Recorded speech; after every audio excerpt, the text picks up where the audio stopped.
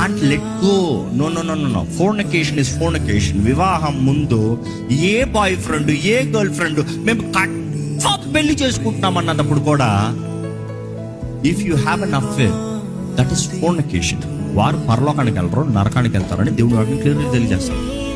పరిశుద్ధ వివాహం ద్వారానే భార్య భర్త పిలవబడుతున్నారు. Before that it is sin. Because you had fornication doesn't mean you are marrying that person is going to become right. No. Sin is a sin. Confess, repent, set right, start a new beginning. అంతే. నువ్వు అట్లే వెళ్తానంటే ఇంకా ఎప్పటికీ బ్రతకలేవు.